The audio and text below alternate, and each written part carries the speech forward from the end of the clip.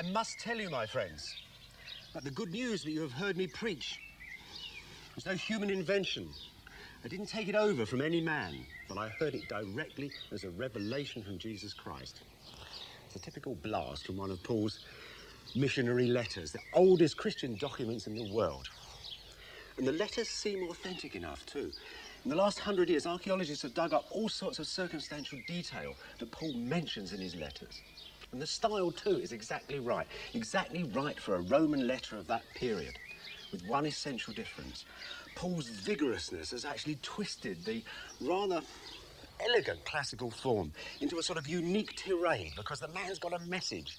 He's in fact got the first Christian message to the West. Who shall separate us from the love of Christ? Shall tribulation or distress, or persecution or famine, or nakedness or peril or sword? For I am persuaded that neither death nor life, nor angels nor principalities, nor powers, nor things present, nor things to come, shall be able to separate us from the love of Christ. Paul and the apostles took their message to almost every town of the Roman Empire, and certainly to here, the suburb of Herculaneum, in the shadow of Vesuvius. Though I speak with the tongues of men and of angels and have not love, I am become as a sounding brass or a tinkling cymbal. I may have faith strong enough to move mountains, but if I have no love, I am nothing. There is nothing love cannot face, no limit to its faith, its hope, its endurance.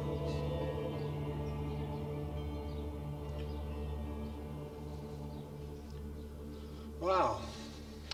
This hardly looks like a tired and hungry world searching for a new faith. As the Christian explanation of how their religion managed to conquer the Roman Empire so often goes. And this is a house from St. Paul's time. Urban Italy, house of a small merchant. It's got enough money to get in Greek mosaic artists, nice fresco painters. This is a little courtyard. You couldn't afford much room in a town, but you could fill it full of goodies, and that's what the guy has done. Now, his society, and that's the society really of all the Roman Empire, is of small people, small groups of people, each with their own gods and each with their own interests. A very, very busy place. Everybody's working very hard. It's a sort of society, in fact, that inevitably you're going to get people who are discontented in it.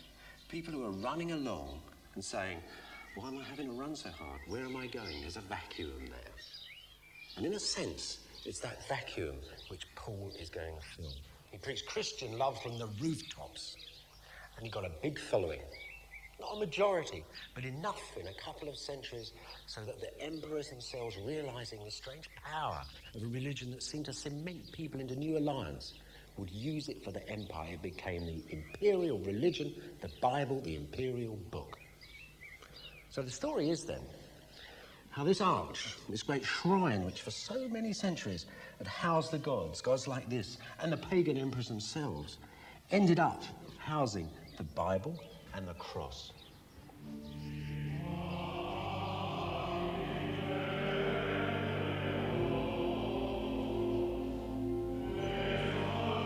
Sunday morning, in one of the oldest churches in Rome, the Bible is carried to the high altar.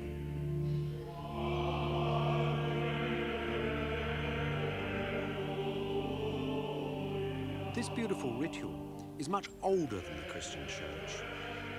Almost everything here, the great arch above the altar, the incense, the chanting, all have their origins in the court of the pagan Roman emperors.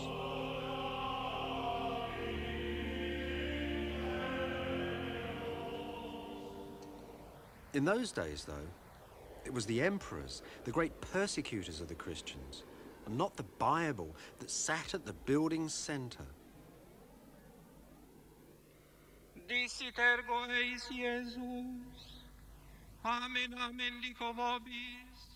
These same pagan emperors put the Bible to work, part of their remedy for a failing government. They came down from the throne, joined the congregation and worshipped Jesus Christ. And they took the Bible and set it at the heart of their empire. And this was the beginning of the Bible's most extraordinary journey, from ancient East to modern West.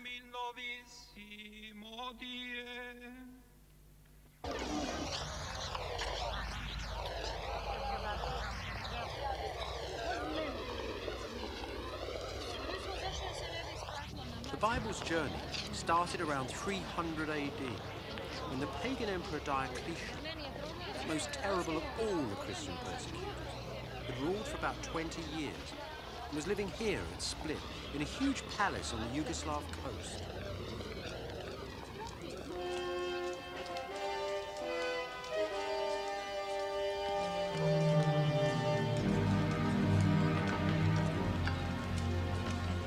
In Diocletian's time, when you came to see that great old emperor, as you walked through these palace gates and into the courtyard of the Imperial audience chamber, you'd have been feeling very, very frightened. Diocletian wasn't a man, he was actually a god. And this is as near as you would have got to him. This really cathedral-like building is actually the courtyard of his palace. And that arch there in the middle, well, that's the focus of it all. Under that, he would have sat in his throne. You wouldn't have seen him because there'd have been great silk curtains hanging down. Now, there'd been lots of other people waiting for the audience here. I expect you'd have been shuffling a bit nervously. And then suddenly, from inside the royal apartments, which were the other side of that archway, you'd have heard the chinking of the soldiers as the emperor moved into his position. And then suddenly, as the chamberlain gestured, the curtains would go back, bang, and there would be the emperor, stiff as a board, absolutely covered in white makeup, rigid on a golden throne. This beautiful silver plate shows it all. There's the emperor sitting under the arch, all wrapped up with a cloak of the finest purple silk, with clasps of gold, emeralds and pearls. All around him, the choir is singing of his heavenly power, and attendants hold flaming torches and waft incense all around the throne.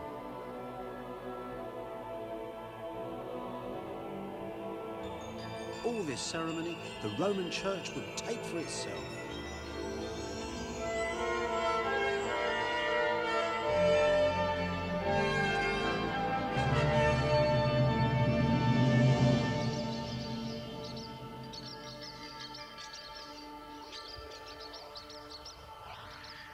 This Diocletian wasn't only a god, he was an administrative genius.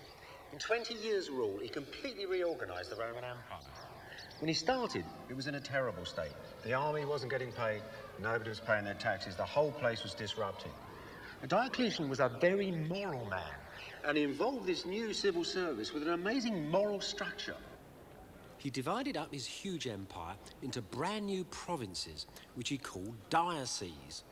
And to run them, he appointed administrators called vicars. And they wore robes just like those of modern priests.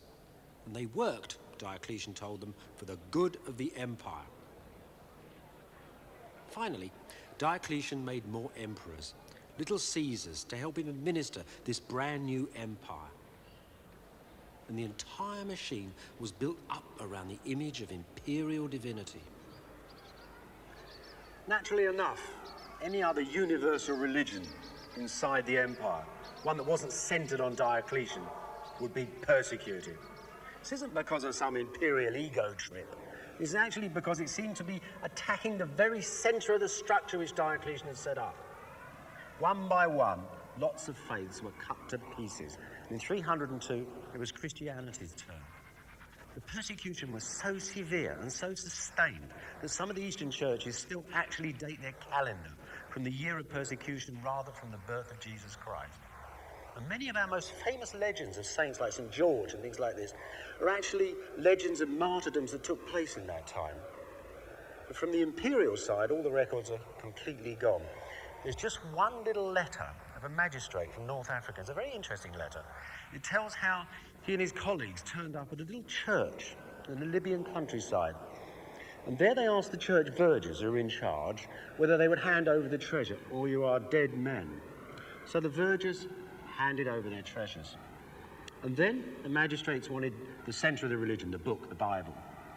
Now, these were kept on shelves outside the church, but the bookshelves were completely empty. Where were the books, the magistrates asked. Well, explained the vergers, we've lent them to people, but we actually can't remember their names at the moment. And the magistrates then threatened them with death. And then the report goes that one of the vergers got up and said, "Here we are not traitors, kill us." Now, we don't know whether those men were killed or not, but just think of that. 1600 years ago, in North Africa, a brave, lonely Christian, we don't even know his name, was protecting his Bible.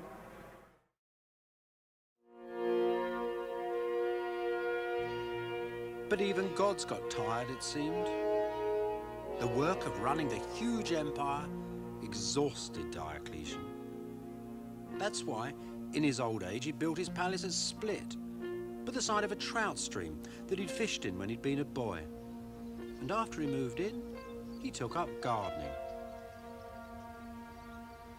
These great aqueducts spanning across the landscape, the great road network that still runs around here, that was all part of a sort of nervous system that fed the old man's palace and his nursery gardens for his food.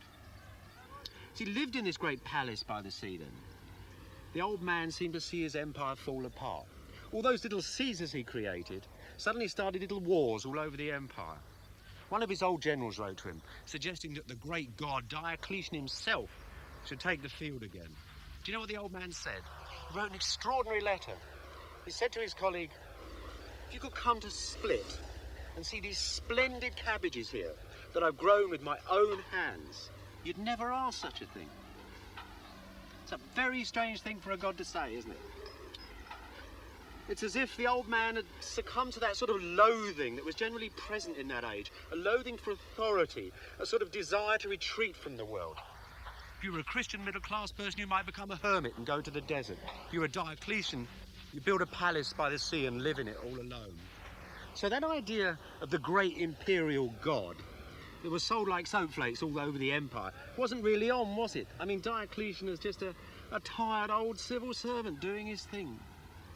So at the end, that wonderful structure he'd made, that wonderful imperial machine, really had no centre that people could believe in. It took one of his successors, Constantine, to actually find some glue to stick all that together, to sort of put the spirit in the machine. And he did it in an extraordinary way. He did a deal with Christianity.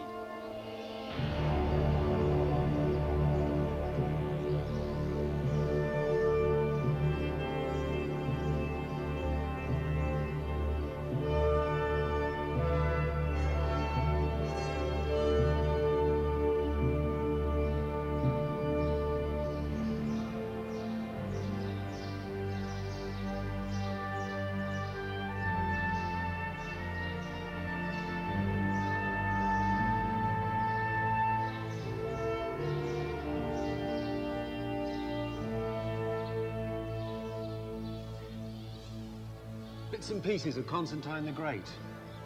What a man. In fact, that's exactly what he is. Not a god anymore, but a vast imperial man.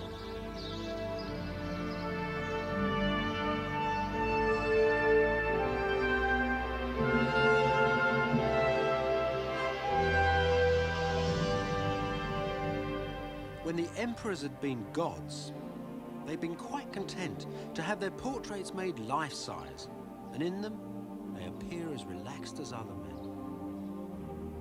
But as soon as Constantine gave up being a god, his imperial portraits became colossal, domineering and very tense.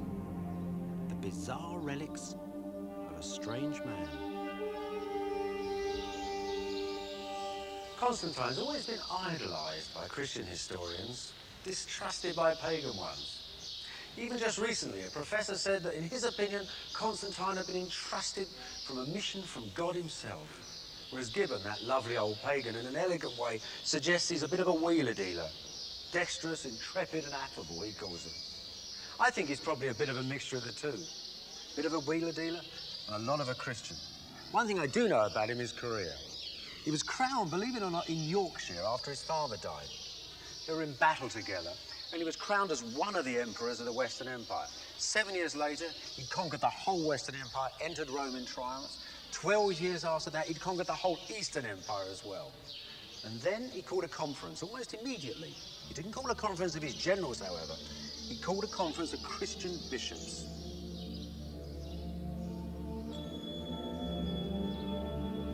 The bishops came from all over the Roman Empire, rich and poor alike, travelling by river, land and sea, to gather at a city that today is close to modern Istanbul. The persecutions had finally stopped, and the great old engine of the Roman Empire was filled with a new fuel, the Christian faith. In this little town, in the year 325, state Christianity, Imperial Christianity, was born. This is the legendary location where the bishops came to answer Constantine's summons. This is the place where the first universal council of the Christian church took place. Nicaea in Turkey. And that word Nicaea has given us the Nicene Creed, that basic statement of Christian belief, which is really shared by all Christian churches today. That is why you could say that in this very field, the Christian church has its real beginnings.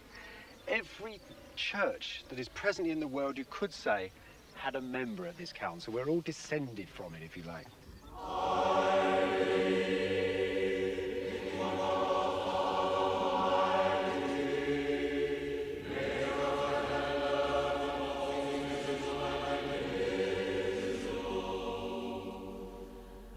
Can you imagine this incredibly diverse gathering of splendid people, all gathered in this hall? You can see them sitting in serried ranks, chattering and talking dozens of different languages. Constantine hadn't convened his council to come here and talk about church business of the day. He'd come to talk about the nature of power and where the demarcation was. Power in heaven and, of course, its alternative power on earth. The creed, that creed which we still use today, fluffed up a bit and everything, but that essential creed was proposed to the council by Constantine's own secretary. He'd been the Bishop of Jerusalem, and in Jerusalem, since the earliest days of Christianity, this basic creed had been recited at baptisms. And it was that, with just a few alterations, that Constantine managed to encourage the majority of bishops here to accept. Doubtless, they actually believed it as a serious theological statement. They felt deeply about the nature of God. But I can't help feeling that Constantine was after something more than just abstract theology. Look, I'll show you what I mean. It's to do exactly with the shape of God. If you have God as a father, a great power that sits in the sky, and then you have this divinity that sort of trickles down so that you have Jesus, his son, and you have saints and holy men and popes and bishops and emperors, and everybody has this little bit of divine power. It makes a very muddy picture for Constantine. He wants to be the main act on earth, and that means, of course, cutting out all these little trickle-downs of power and stuffing God clearly up into heaven. This issue comes over very clearly with Jesus Christ. There were many bishops here who would have died for the belief that Jesus had been a man and a God in one person on earth. Now that means, of course, that there could be other men who had become gods as well. And these could then set up as opposition, or as confusers, you might say, to Constantine's supreme position of power. So, the Holy Trinity, which is, as I said, a deeply believed doctrine, actually served Constantine to push all this up into heaven. God, you could say, was composed of the Father, the Son, and the Holy Ghost. It's very mysterious, but sure enough, it's way up in the sky, far away from power. Constantine's down here on his throne.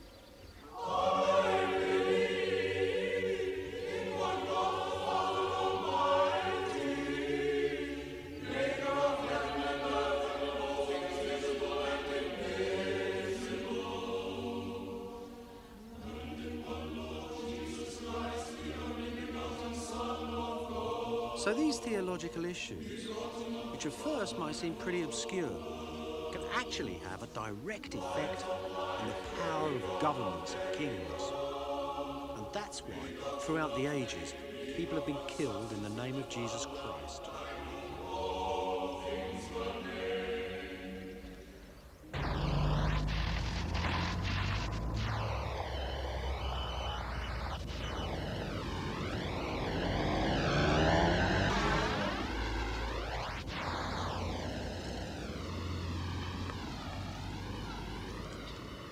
So what did all this imperial politicking do for the books of the Bible? In short, it made them the guidebooks of the Western world. Nowadays, Bibles made in the time of Constantine are perhaps the world's most precious books. And one of them, the Codex Sinaiticus, taken from a desert monastery in Egypt and held now in the library of the British Museum, is the most famous single book in all the world.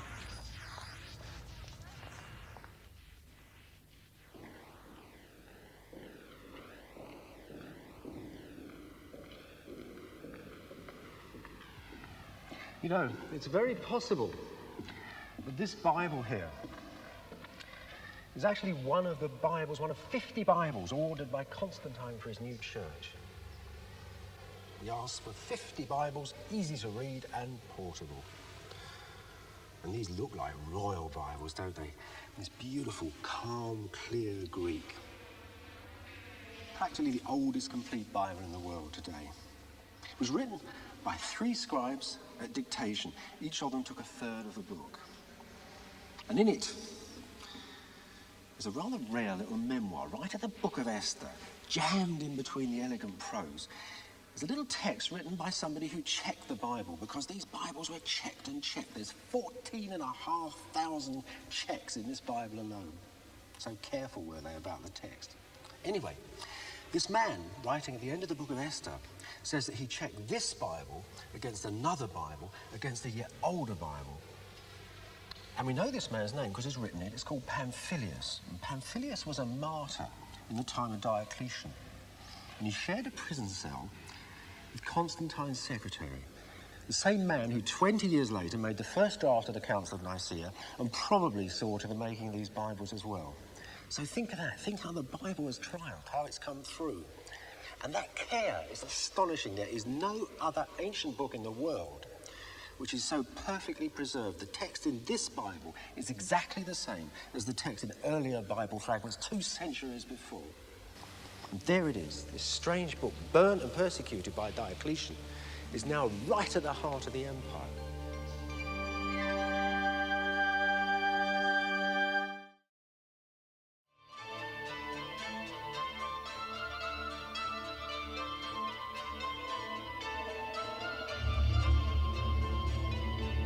Asia Minor, at the very centre of Constantine the Great's new empire, was the natural site for a new imperial capital.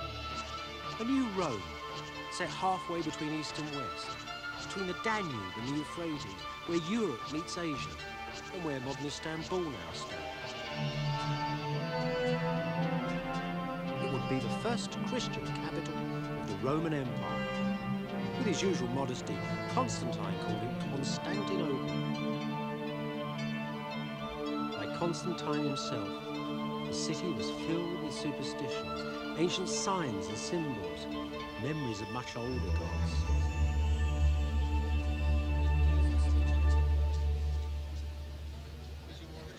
This beautiful stone actually stands in the centre of what used to be Constantine's Imperial Racing Stadium. It's for chariot races. You see, they started off over there, galloped down the street, round the end of the stadium, and then roared down the street down here for the finish. It was always at the centre of the city life of Constantinople. It was a great favourite. The Imperial Palace was just over there, and there was a special little covered way by which the Emperor could come into his box to watch the chariot races. Everybody thought it was a fabulous city with the water all around it and everything, but it was also a pretty gimcrack affair. Constantine had had it built too quickly, and the buildings were badly made, and some of them were pretty ill-designed too. But what he did to compensate was quite a clever thing. He actually plundered the Western Empire of its treasures, all the great statues and lots of beautiful things and famous historical things from the West were brought here to Constantine's new Rome. Just look at the things that are gathered up, even in his stadium. This obelisk is ancient Egyptian, made thousands of years before Constantine's time, came from Thebes. Over there is a very famous object, a funny old column made of 3 snakes, which celebrated a victory of the Greeks over the Persians, 500 BC. The great horses of St. Mark's in Venice, they were taken from this square. I suppose Constantine had this thing about relics. He loved old things. He loved things that were filled with history and religion, holy objects, relics. But the greatest of all of Constantine's relics wasn't any object, but an entire country.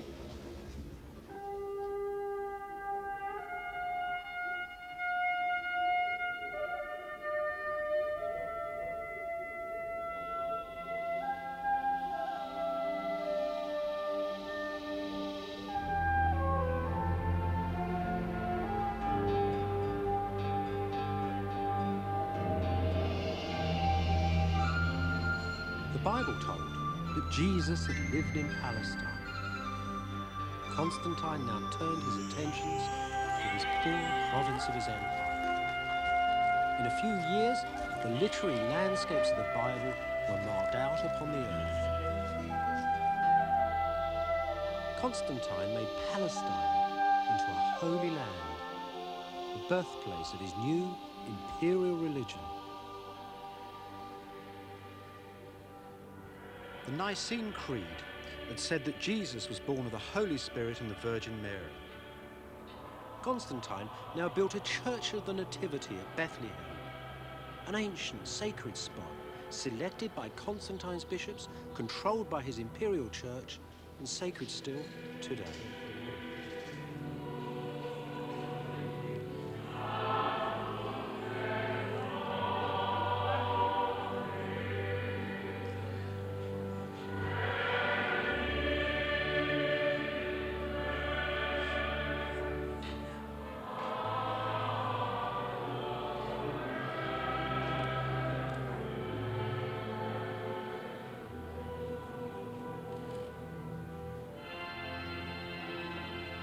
On every spot where Jesus' life on earth had touched with heaven, his place of birth, of death, of resurrection and ascension into heaven, Constantine built a church.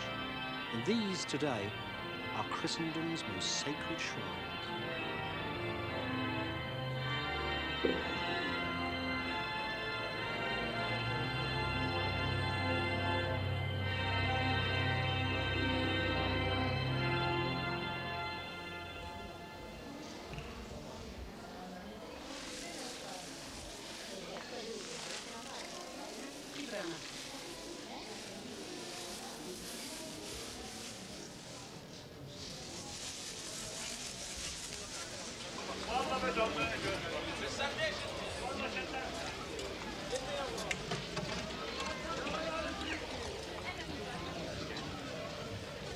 Constantine built the biggest of his churches at Jerusalem, the place of Jesus' crucifixion and entombment.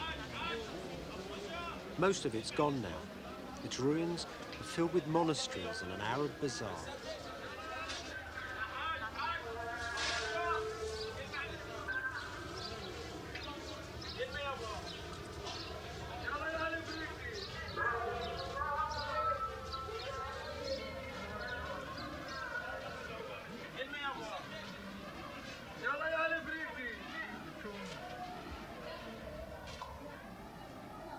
صباح النور.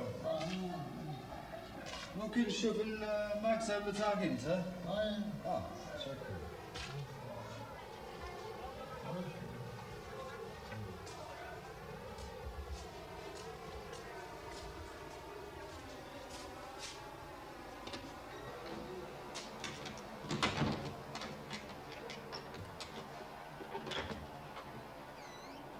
شكرا.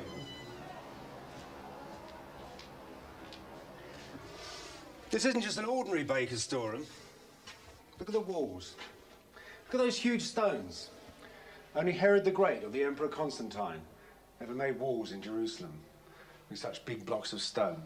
In fact, that's the end wall of Constantine's church. Even in his day, there were little shops along here. You could walk down through the street, through the market, look into the church, into its great glittering nave. Isn't that extraordinary? The doorway of Constantine's church has ended up as the basement in a Coptic monastery. Bits of it are still here, though. Look, there's part of the great door frame. Would have sailed on up into the air much higher than that, had great cedar doors that creaked open. Bit of the bolt still there, even. There's an extraordinary letter which was written from this very spot where I'm standing, right from the middle of the doorway, looking out from the middle marketplace, looking in towards the great church beyond. It's written by Constantine's secretary, and he thought it was the marvel of the age. He describes rows and rows of columns going back hundreds of yards. And above it all was the coffered roof that Constantine had wanted. And the coffered roof, his secretary said, had so much gold on it that it seemed to flash and fill the church with its light, coming right down through the lights and running across the pavement.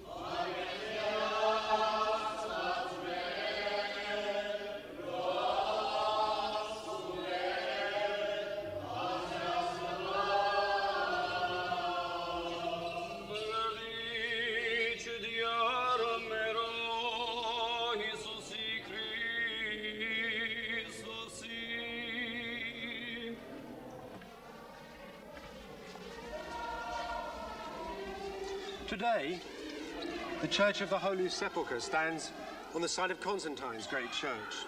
It's changed a lot, but underneath you can still see the arrangements that Constantine made for the holy sites. Up there is Calvary. You can't see the rock anymore. It's all covered up in balustrades and beautiful mosaics. Constantine's day, it had a great golden cross on it, bejeweled, symbol of the new faith, the resurrected Lord. I'm standing approximately on the side of the road which once ran round the walls of Jerusalem. And over there is the site of Christ's tomb.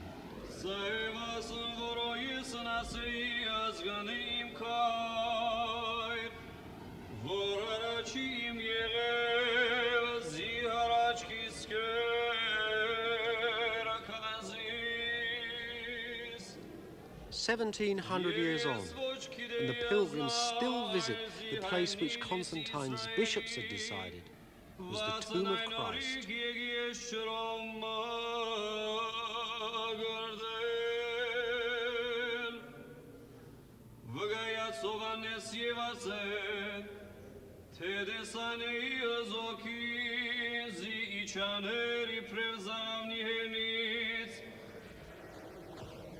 You may well wonder whether that strange old monument really is on the site of the real tomb of Jesus Christ.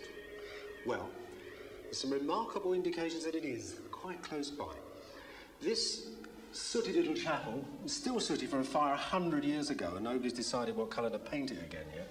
But this sooty little chapel is immediately behind the tomb. The tomb stands in the main building over there. This wall here is the original back wall of Constantine's great church.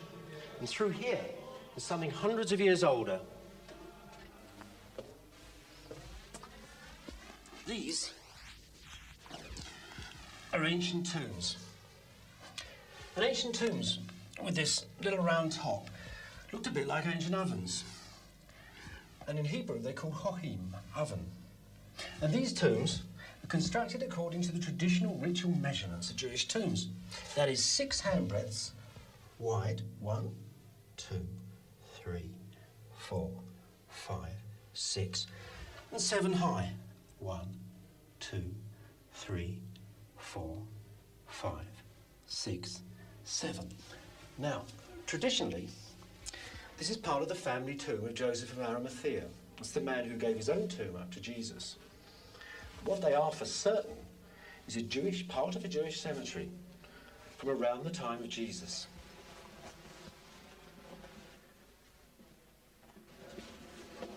So, that proves conclusively that Constantine's site on which he built Christ's tomb was really in the middle of an ancient Jewish graveyard.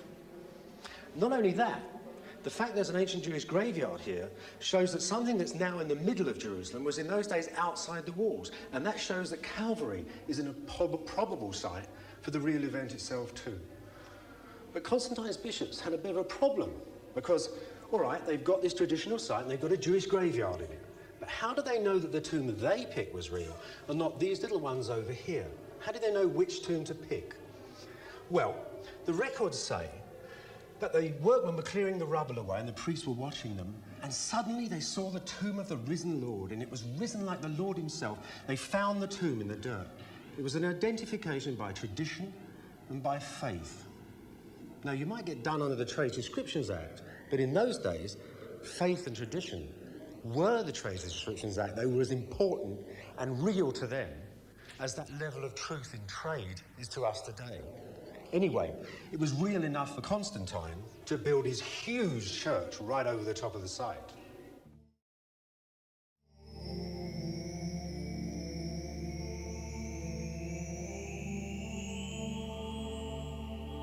Christ's tomb became the centre of Jerusalem, and Jerusalem for 1,000 years the centre of the Christian world, the place where the point of God's compasses had touched the earth and scribed out the circles of the universe. And Constantine? It's said that he was baptized finally on his deathbed. His ministers had been so scared of him that no one would touch his corpse for months. The man had still ruled as he rotted on his throne.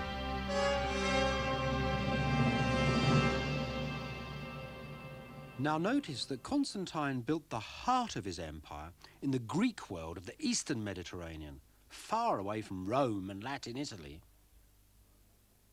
So the Church of Rome was no longer the church, the emperor's church, at the centre of the empire.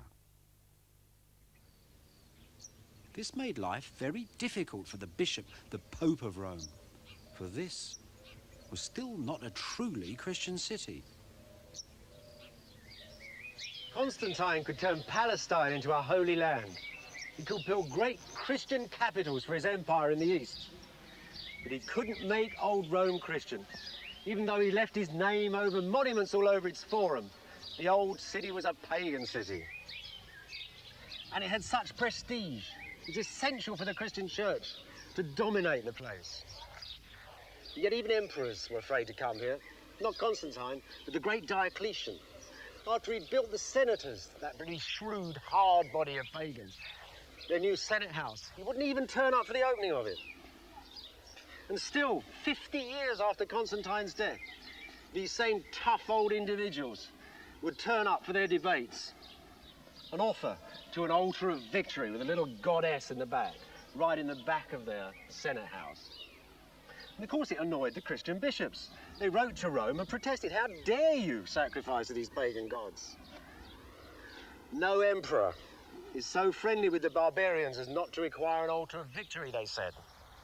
And they started to produce a whole lot of very good and clear arguments about why Rome should stay a pagan city forevermore. Intellectually, they were very smart people. And why shouldn't the city stay pagan after all?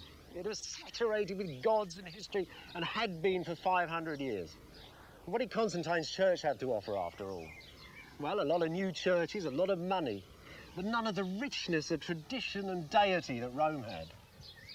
Of course, Christianity had its own world, had its own riches, and those images were in the Bible. But that, the Romans told the Pope, was written in such barbarous Greek that nobody would ever want to read it unless they were Christian. There were few enough of those about the place. So in 382, the Pope got his secretary, a man called Jerome, to translate the Bible into good Latin, and that, he hoped, would conquer this sinful city.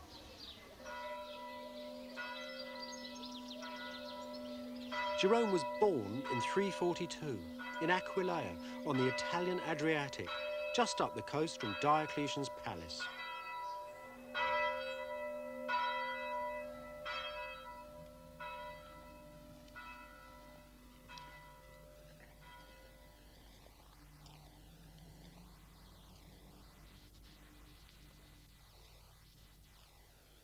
Jerome must have walked on these floors, must have known all these pictures. He'd have known them when he was a little boy, coming in with his father from the family estates into the big town of Aquileia. He'd have known them later on in his life, too, when he came back to his hometown to live after he'd been a student in Rome. I don't suppose he thought much of them, though. All these big, fat fish ears. All the Aquileia mosaics seem obsessed with food. Jerome actually says the Aquileians were obsessed with it, too. Even more, he says, their love of food and the love of God. There's one thing here I think you would have really liked, because in the middle of this great pagan seascape, you've actually got the story of Jonah and the whale. There's the prophet being fed into the mouth of the whale, and here's the people in the boat all around him. little boat, of course, is just like the ones that skim around in Aquileia harbour. The people dressed like Jerome's contemporaries. Now, he would have liked this story, as a lot of Christians did at the time, because it seemed to them to be a prophecy of the death and resurrection of Jesus. Jonah was fed into the whale to save the little boat, and he spent 3 days in hell, he calls it, in the belly of the whale, just as Jesus spent 3 days in the tomb before his resurrection. And over here is Jonah's resurrection, popping up onto dry land out of the belly of the whale. And just as Jesus had his day in paradise, so Jonah had his too. The Lord built him a wonderful bower of gourds outside Nineveh, and there's the Old Testament prophet splendidly relaxing. Aquileia turned out to be far from a paradise for poor old Jerome. All his life he was sort of dogged by scandal. It sent him out of all the places he loved, really. It sent him out of Aquileia, it sent him out of Rome. He never quite tells you what it is. There's sort of sexual innuendos going on. He says at one point that the virgin nuns closed their doors against him. And certainly people still feel very powerfully about Jerome. He for himself defends himself vigorously, defends his freedom to act in the way he wants. He said, yes, I've been guilty, but I've done nothing wrong. And it's that sort of cloud of unknowing, cloud of mystery that still hangs around the man. One thing's certain, those scandals sent him into exile. And they sent him into exile in the East for year after year after year. In fact, for a man of Latin background and Latin character, he lived most of his life away from his native language.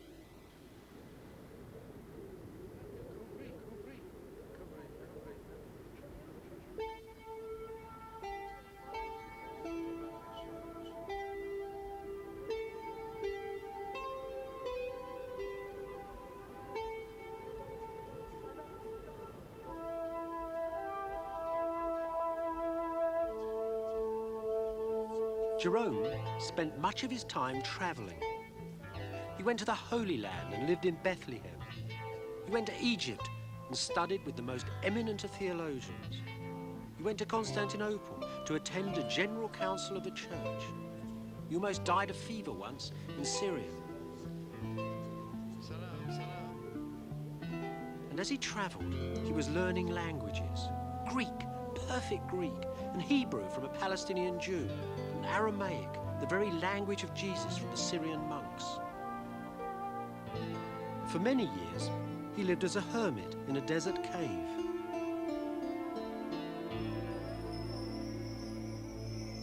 This is how so many artists like to see Jerome, assailed by demons and fortified by God in the deserts of the soul. He's such a favourite subject, I think, because his writings are so human. The candour of his letters is amazing. He's a Henry Miller of a monk, as much in love with a child's smile and the curve of a woman's knee as with fine Latin prose. What a great scholar, what a worker he was. The only man of his day who could read the Bible's books in all their original languages. Jerome spent 25 years translating the Bible. It was a colossal enterprise. And one, I think, to which his whole attitude can be summed up in just a little story.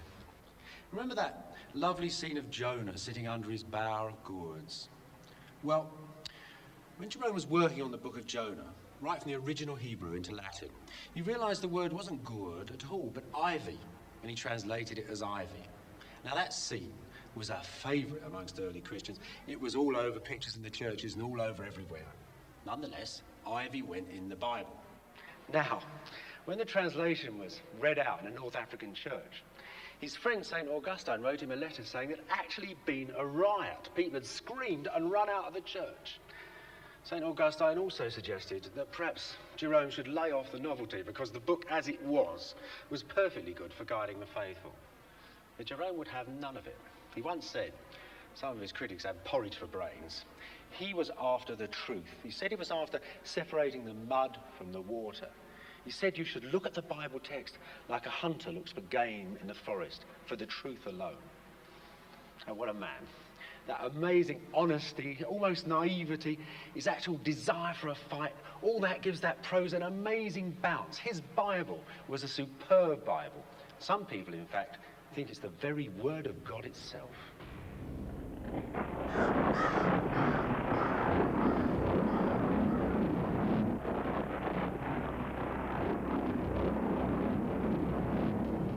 In 395, the great empire of Constantine, which had long been under attack from northern Gothic tribes, was divided in two, east and west.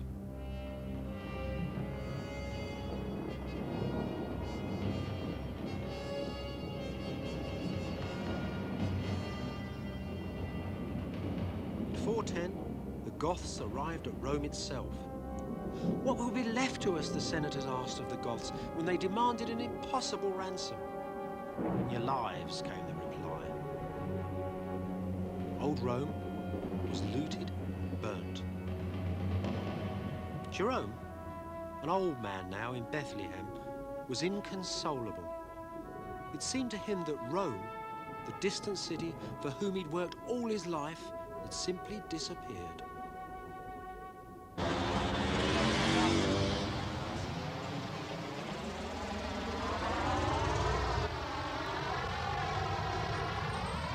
When Rome had been plundered and half destroyed by the northern tribes, he said the world, the universe, had been quenched in a single city.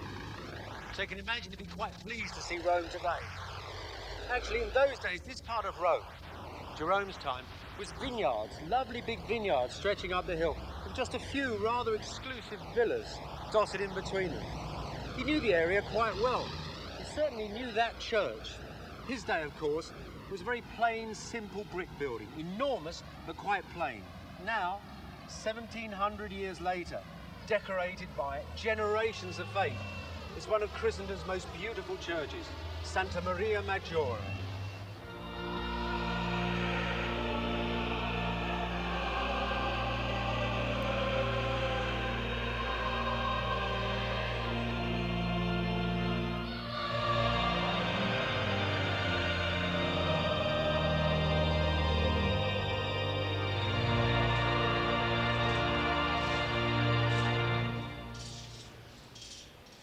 They say that the high altar of Santa Maria Maggiore contains the bones of 40 saints, including Saint Jerome. His Bible, called the Vulgate Bible, is now the Latin Bible of the Roman Church. In illo tempore disit Iesu turbis Iudeorum, ego sum panis vivo qui de cielo descendi. Si quis manduca verites o pane vivet in eternum, e panis quem ego davo caro mea est pro mundi vita.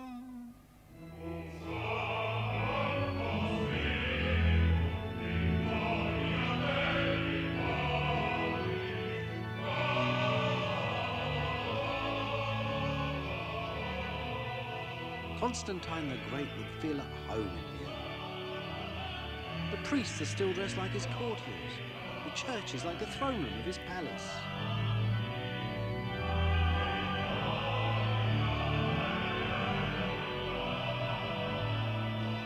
He would perhaps be amazed by the Christian piety of the modern Romans.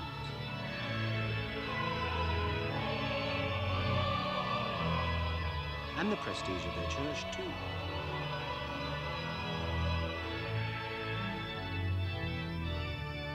Most of all, he'd be astonished by the sweet majesty of the Latin Bible, a book that he had used to join his empire to the hearts of men, to join the kingdom of heaven to the kingdoms of earth.